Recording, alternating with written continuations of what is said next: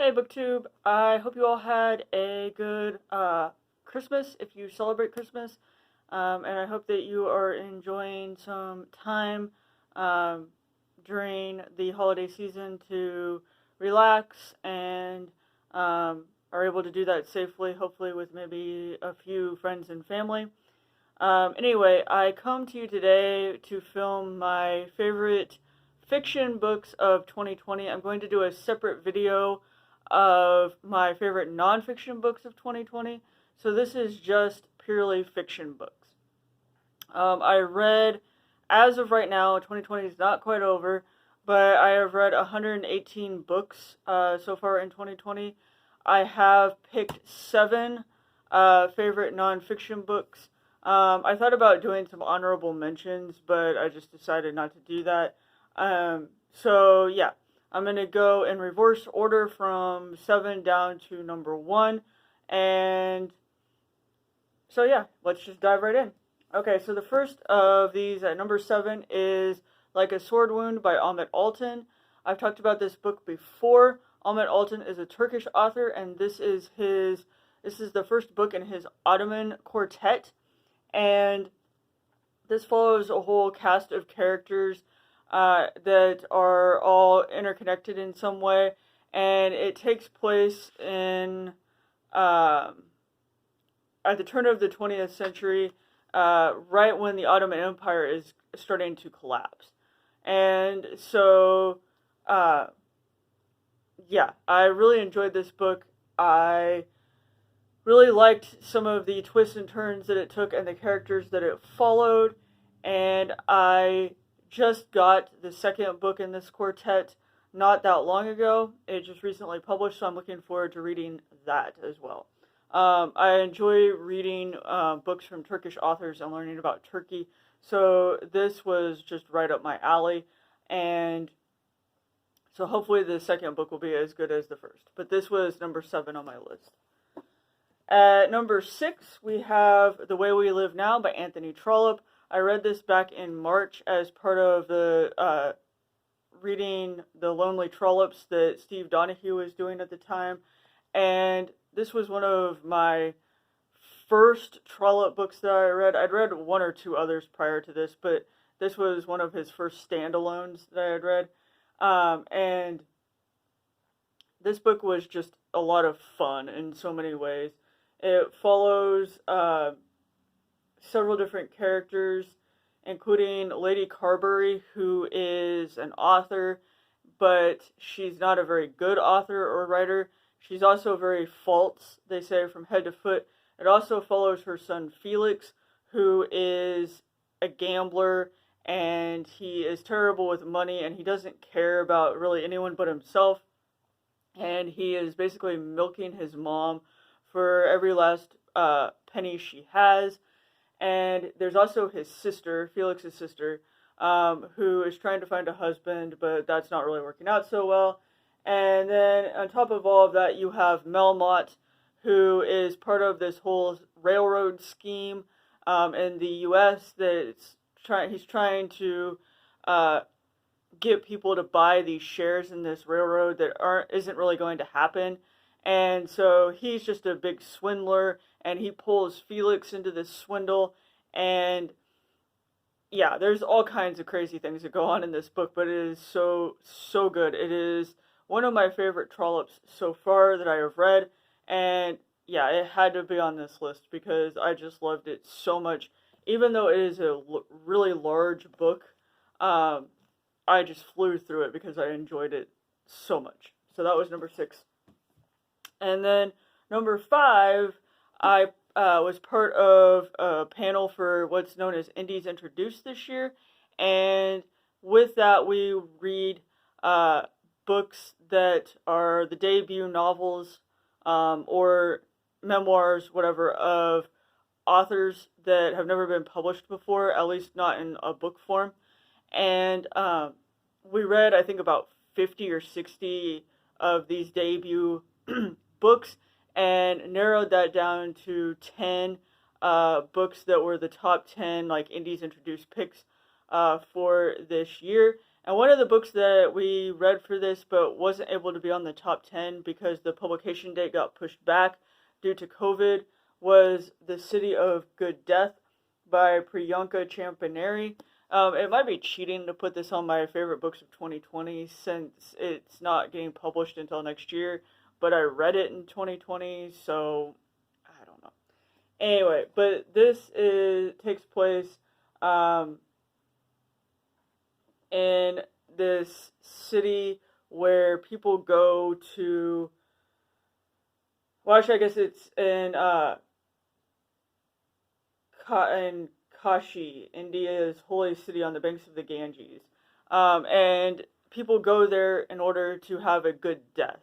And we follow our main character in this book who runs this place where these people go to have a good death, as it's called. And this gentleman who owns this place where they go to die, he has a brother that he hasn't seen. Actually, no, it's not a brother, it's his cousin. I'm sorry. He has a cousin that he hasn't seen in years. They were inseparable as kids, and then the main character, he moved away from his home and hasn't seen his cousin in years. His cousin comes to visit him, and they don't actually see each other. And then his cousin dies. And so it follows the sort of tragic occurrence of this and what this does to the place where these people go to die, and how this affects the main character in this book. It's just really, really good and really well written. And I am sad that it wasn't published this year, so it could have been one of our top 10, because it definitely would have been. But anyway, really, really enjoyed this, and looking to see what else this author puts out in the future. And I'm not exactly sure when this got pushed back to in 2021. I don't know if it's in early 2021. I think it might be, but I'm not positive on that. But yeah, once it's published, I would strongly, strongly recommend picking this up because it's just a really good read. And then let's see, what is that? That was number 5, right? So number 4, for Victober this year, I wanted to read a book by Wilkie Collins that I had started and had never finished. And so I picked up The Woman in White, and this ended up being one of my favorite books of the year, of course, because it's in this list. And I wasn't expecting it to be a favorite, to be honest, but it was. And like I said, I ended up taking quite a few notes over this book because I enjoyed it so much. It was one of those that I sort of did a deep dive into. I did a review of it on my channel, or a discussion of it. And so this book follows Walter Hartright, and he has this eerie encounter with this woman dressed all in white on a London street one evening. And he is also engaged to be a art teacher to this woman named Laura Fairley. And so he goes to this Fairley residence that is sort of out in the country, and he becomes embroiled in the sinister intrigues of this man named Sir Percival Guile and his charming friend Count Fosco. Anyway, so this is just a really great book. It's one of the first sort of detective type novels.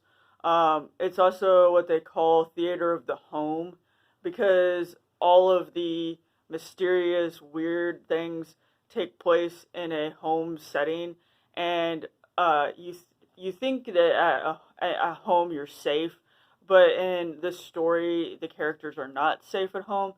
So yeah, there was a lot to unpack in this book, but it's also just a really good read because there's so many twists and turns, and you're never quite sure if people are who they say they are and things. So yeah, I really, really loved this, way more than I ever thought I was going to. It was one of my favorite reads of October. Alright, we're down to my top three now. So at number three is The City We Became by N.K. Jemisin. I wasn't sure I was going to like this book when I first picked it up. I read the first chapter of it and it felt sort of like the opening to a over-the-top action movie. But then once I figured out what Jemison was doing and got further into the book, I really, really liked it. And it ended up being one of my favorites, as you can tell. So basically, this book takes place in New York, and it follows various characters who are the embodiment of the different boroughs in New York. So you have Harlem, you have the Bronx, you have all these different places, right? And then you also have the character of New York itself. And so you have these different characters that represent the different boroughs, and interweaved within that story of the city coming to life as a character, you also have the different issues that these boroughs face, right? So you have issues of race, you have issues of class, you see people who are very rich, and then you also see people who don't have much of anything. And so there's a lot of social commentary in this book in addition to the fantastical elements of it. It's still not as good as N.K. Jemison's The Broken Earth trilogy, but it is definitely up there. N.K. Jemisin is still on her game, and I really, really enjoyed this book. And I'm looking forward to whenever the second book comes out. I don't know when that will be, but yeah, this was a really, really good read. And then in November, I took part in a read-along that Matthew from Mayberry Book Club was hosting, and that read-along was of The Magic Mountain by Thomas Mann. So this is book number 2 for me in my favorites list. I thoroughly enjoyed the reading experience of this book.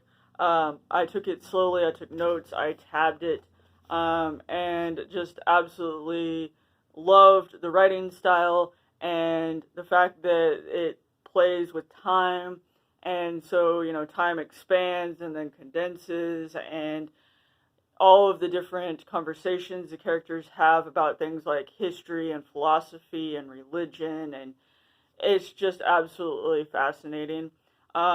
It follows our main character of Hans Kostorp, and he originally goes to the sanatorium to visit his cousin Joachim, and he's only supposed to be there for 3 weeks, but he ends up staying there for 7 years. And so while he's at this sanatorium, he meets all these different people, and he has all these different conversations and encounters. And anyway, really, really loved the elements in this book, as well as the writing style. This was my first Thomas Mann book, and my goal in 2021 is to read more of Thomas Mann because I just enjoyed this so much. And so, yeah, this was number 2. Really, really enjoyed it. If you're interested in reading any of Thomas Mann, I would highly recommend picking up The Magic Mountain because it is just, like, that good. And then I don't think number 1 will be a surprise to anyone who's been around my channel for any length of time. This was another book that I read through being a panelist for Indies Introduced. And my number 1 book for 2020 in the fiction category is Freshwater for Flowers by Valerie Perrin.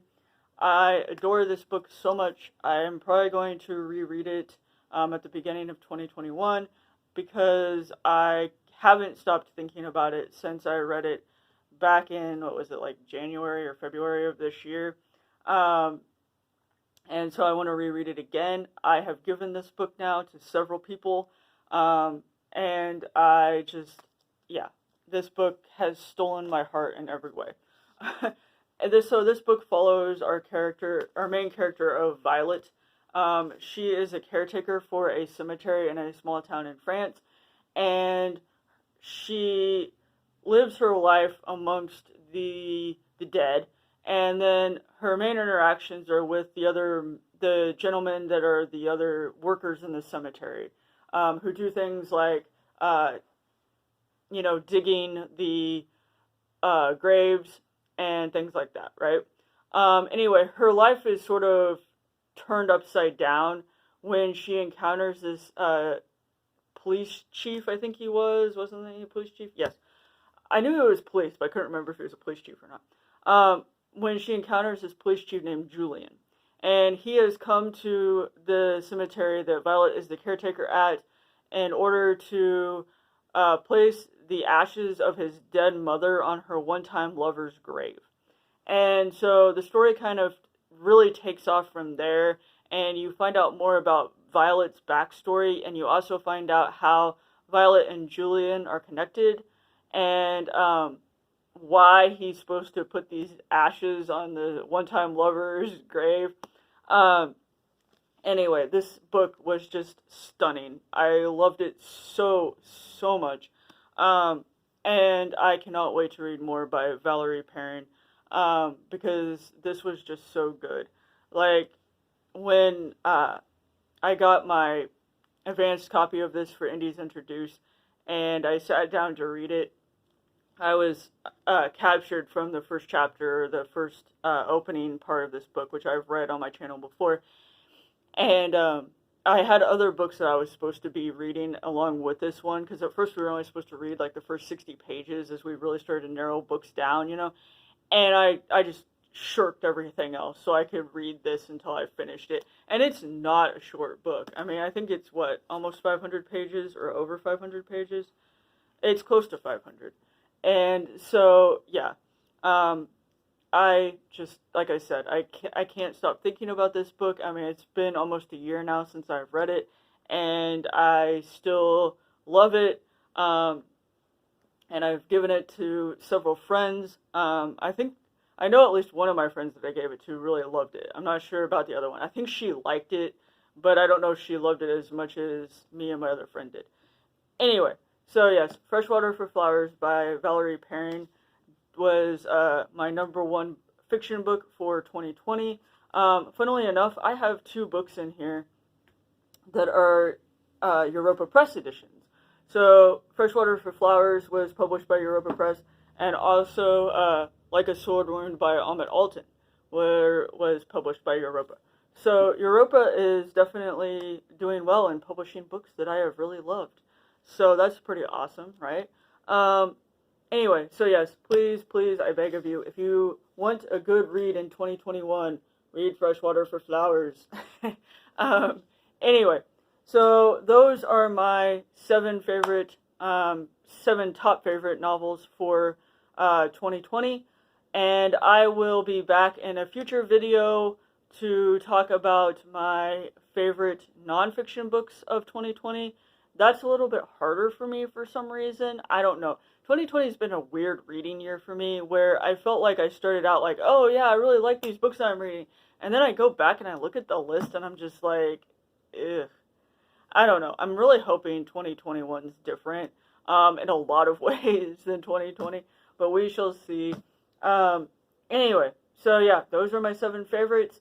Let me know what you read this year that you really loved. If you have a video of your favorite books for 2020, link it for me down in the comments so I can check it out. And I will see you again very soon. Thanks, BookTube.